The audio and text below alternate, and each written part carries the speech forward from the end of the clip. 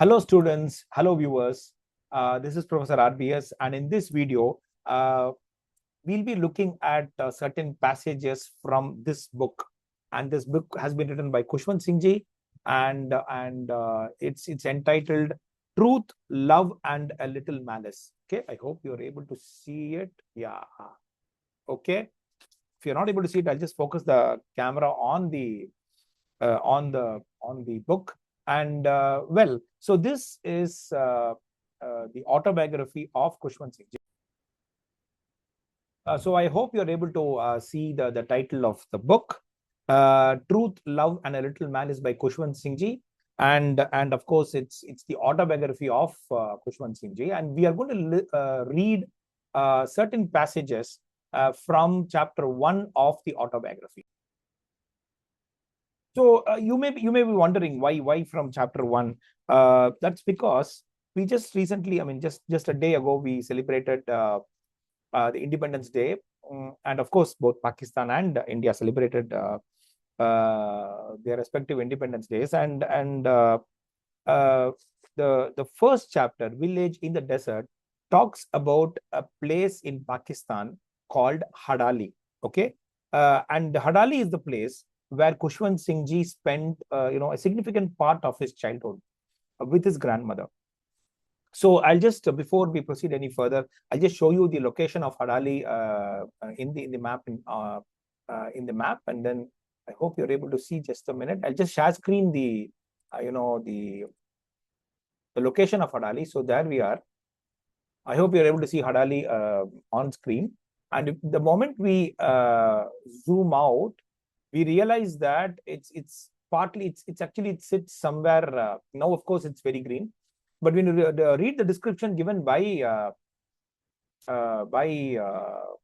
Khushwant Singh Ji, you realize that it's not. It was a desert during his childhood days, and he's talking about the early 1920s. Okay, he was born in the year 1915, if I'm right. And well, so that is Hadali. And the point is, let's look at the distance of Hadali from Lahore.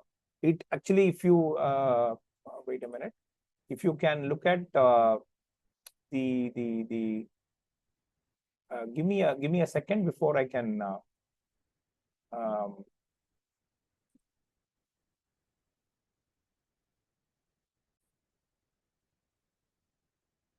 so Hadali is around 264 kilometers from Lahore. I hope you're able to see the the distance here.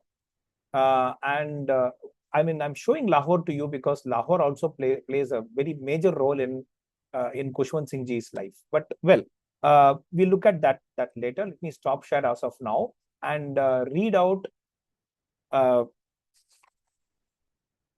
to 4 paragraphs from chapter 1 of Khushwant Singh Ji's autobiography. The chapter is entitled Village in the Desert. Okay, so he's talking about Hadali and how he returned to Hadali. How many times he returned to Hadali after he grew up. Okay, so remember, his family was, I won't say displaced because of partition, because 1947, India was divided into two. Bharat was divided into two, that we know. And a lot of people, moved to India. And a lot of people from here moved to Pakistan. So they, even before the partition, they moved to Delhi. But he's talking about, here he's talking about the return to Hadali. Okay, his return to Hadali. So I returned to Hadali 3 times after shifting to Delhi. I'm reading out from page 9 of this edition. Okay, I returned to Hadali 3 times after shifting to Delhi. The first time to be initiated into reading the Granth Sahib. My elder brother, a cousin, and I were made to read aloud the Japji in front of the congregation and asked to swear that we would read at least one hymn every day. None of us was able to keep our promise for very long. I went there next when practicing law in Lahore.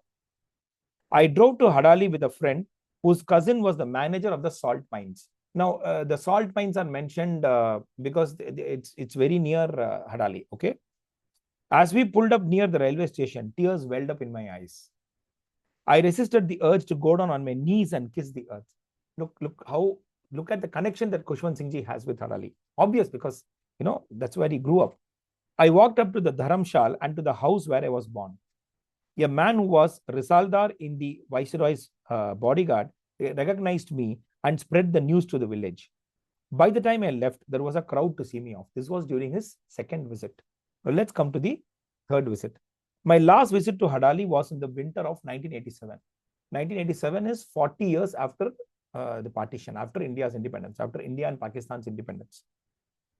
The partition of India in 1947 had brought about a complete change in its population. Not a single Sikh or Hindu remained. Our homes were occupied by Muslim refugees from Haryana. Now, when the partition took place, people from the Hindus and Sikhs, they from Pakistan came here, and Muslims from here went there, and they were given houses that were left empty by the people here. Okay, so more about that one when you read partition literature, when you read what happened during partition, you'll understand this. So the house that, his house was occupied by Muslim refugees from Haryana. Our family Haveli was divided into 3 equal parts.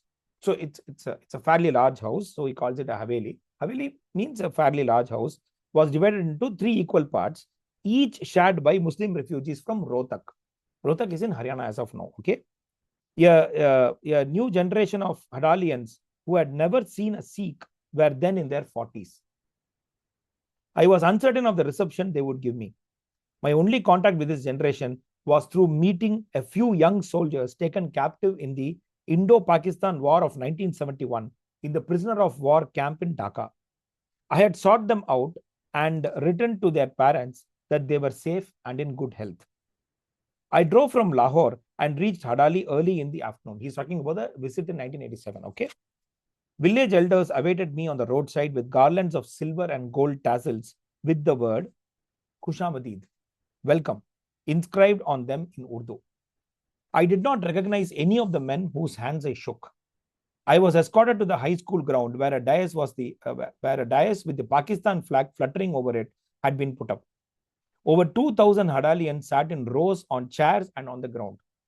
Speeches in badly pronounced florid Urdu were delivered, acclaiming me as a son of Hadali. My heart was full of gratitude. I sensed that I would make an ass of myself. I did. I started off well. I spoke to them in the village dialect. I said that just as they looked forward to going on pilgrimage to Makkah and Medina, coming back to Hadali at the time of Maghrib, that is evening prayer, of my life was back to Hadali at the time of Maghrib of my life was my Hajj. So Maghrib of my life was my Hajj. That is Hajj, by which he means big pilgrimage. Within brackets, big pilgrimage. And my Umrah, small pilgrimage.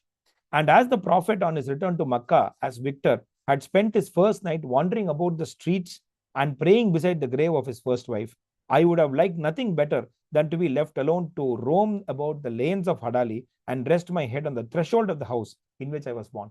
That is the connection, that is the strong bond that he has with Hadali.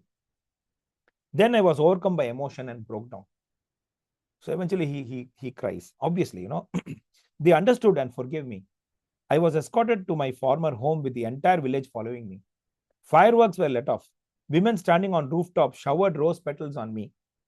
Who was the author of the perfidious lie that Muslims and Sikhs were sworn enemies? No animosity had soured relations between the Muslims, Hindus, and Sikhs of Hadali.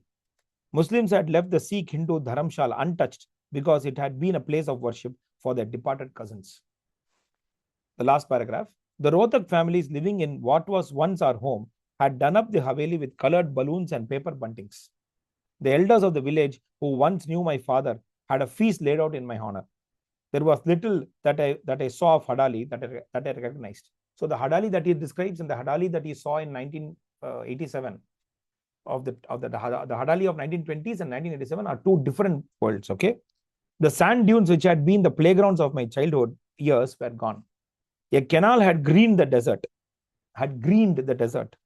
The tobas had become swamps full of reeds. The marble plaque commemorating the services of the men who had fought in World War I had been removed. I left Hadali a little before sunset, aware that I would never return to it again. And with this, we complete chapter 1, entitled, Village in the Desert. I'll be reading, with that, we come to the end of the video. I'll be reading the Delhi sections also, because Delhi is again very close to my heart. And I read this out precisely because, well, we celebrated the Independence Day recently. And of course, look at the bond that a person has with, with his birthplace, with the place where he grew up, or what we call in Tamil as with his purvikam, with his with the place where he was born.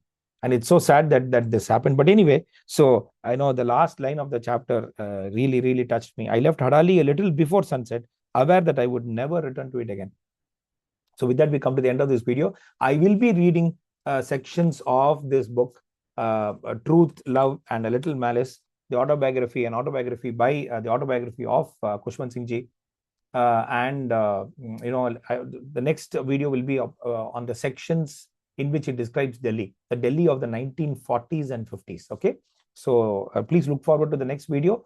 Till then, if possible, please buy this book. I got this book from British Council, and it's been a great read. Of course, British Council has closed, and this was bought in the book fair, where they were declared that they were going to close British Council very soon. So sometime in January 2026, if I'm right. So that is how close Hadali was to Khushwant Singh ji's heart. And well, anyway, it's very unfortunate that this happened. Okay, so with that, we come to the end of this video, and please look forward to more videos on Khushwant Singh ji's books, on Khushwant Singh ji's book, and of course on other books by other authors. Thank you.